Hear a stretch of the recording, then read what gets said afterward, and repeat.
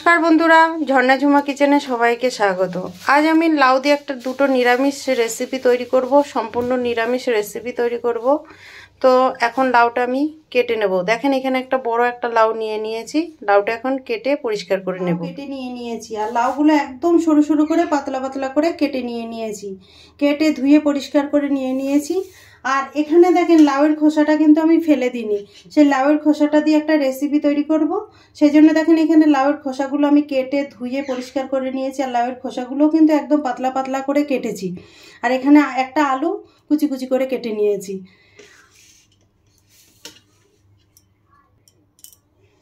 আমার বাচ্চারা লাউ খায় না, লাউয়ের খোসাটা ভাজা করে দিলে খুব ভালো খায়।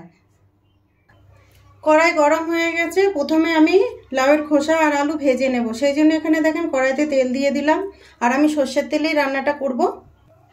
তেল গরম হয়ে গেছে, আমি ফোড়নে কিছুটা কালো জিরে দিয়ে দিলাম। আপনারা চাইলে কিন্তু এখানে পাঁচফোড়নটাও দিতে পারেন। কালো জিরে দেখেন ভাজা হয়ে গেছে। এখন আমি আলু আর লাউয়ের খোসাগুলো দিয়ে দেব।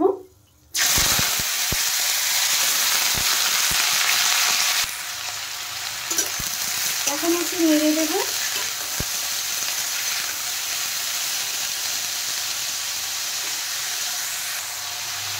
কিছু আমি কাঁচা লঙ্কা দিয়ে দিলাম।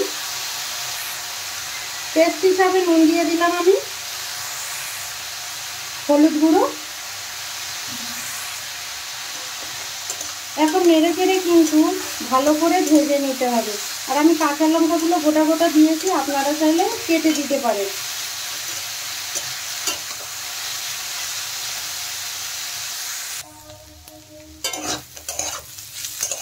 দেখেন কত সুন্দর ভাজা হয়েছে। আর আলু গলে গেছে খুব সুন্দর, এগুলো তো নরম হয়ে গেছে।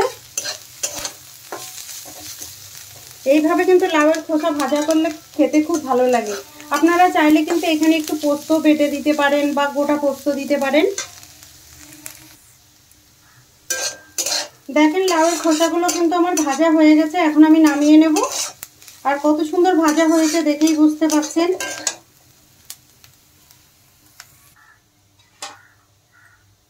বাটিতে আমি এখন নিয়ে নিচ্ছি।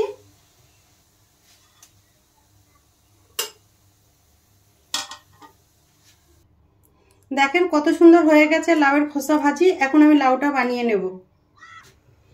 কড়াইতে আমি আবার সর্ষের তেল দিয়ে দিলাম। তেল দেখেন গরম হয়ে গেছে। ফোড়নে দিয়ে দিলাম শুকনো লঙ্কা,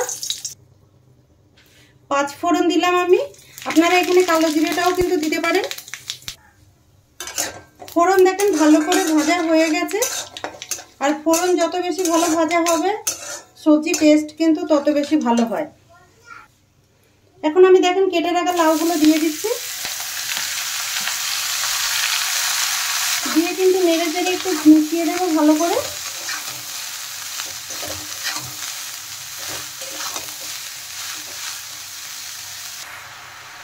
লাউয়ের মধ্যে আমি টেস্ট হিসাবে নুন দিয়ে দিলাম, আদা বাটা, চেরা কাঁচা লঙ্কা। এখন ভালোভাবে নেড়ে চেড়ে মিশিয়ে দেব মশলার সাথে। আর দেখেন লাউ কিন্তু অনেকটাই নরম হয়ে গেছে।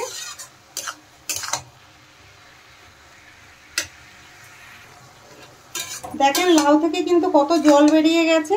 আর লাউটা হতে থাক সাইডে, আমি ততক্ষণে কটা বড়ি ভেজে নেব। প্যান গরম হয়ে গেছে, প্যানের মধ্যে দিয়ে দিচ্ছি আমি কিছুটা সর্ষের তেল। আমার বড়িগুলো আগে ভেজে নেওয়া হয়নি, আপনারা প্রথমেই ভেজে নেবেন। তেল গরম হয়ে গেছে, দিয়ে দিচ্ছি এখানে কলাইয়ের ডালের বড়ি। বড়িগুলো একটু লাল লাল করে ভেজে নেব। আপনারা যখন ভাজবেন তখন লাউ চাপানোর আগেই কিন্তু বড়িগুলো ভেজে নেবেন।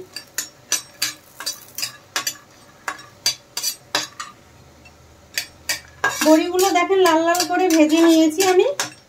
এখন এইগুলো নামিয়ে নেব। এইদিকে দেখেন লাউয়েরও কিন্তু অনেকটা জল শুকিয়ে আসছে। আর এখন ভেজে রাখা বড়িগুলো আমি লাউয়ের মধ্যে দিয়ে দিব।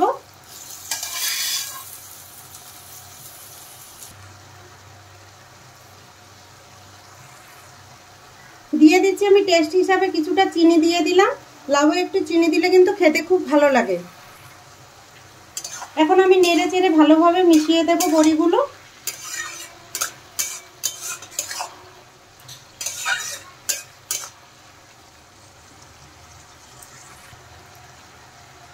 এখন দেখেন আমি লাউয়ের মধ্যে কিছুটা দুধ দিয়ে দিচ্ছি, যেহেতু দুধ লাউ বানাচ্ছি তাই একটুখানি দুধ দিচ্ছি। আপনাদের কাছে লিকুইড দুধ যদি না থাকে তাহলে একটু আমুল দুধ জলে গুলে দেবেন, গরম জলে। আমি বড় চামচে 2 চামচ দুধ দিয়েছি। আর এখন নেড়ে চেড়ে 5 মিনিটের মতো হতে দেব।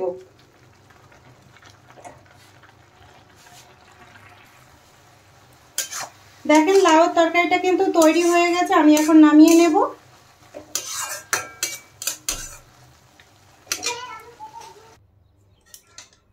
এখন আমি দেখেন বাটিতে নিয়ে নিচ্ছি।